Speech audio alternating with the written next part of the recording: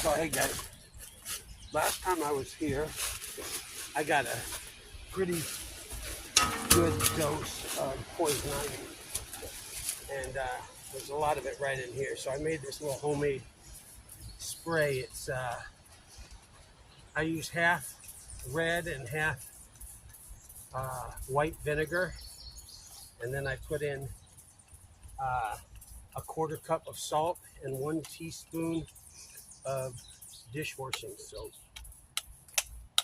And you spray it on, and then 24 hours later, 36 hours later, this whole pack.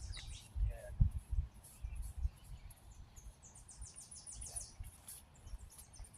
So, just a heads up. Also got these gardening sleeves, which are supposed to protect you, so we'll see if that helps. Anyways, peace.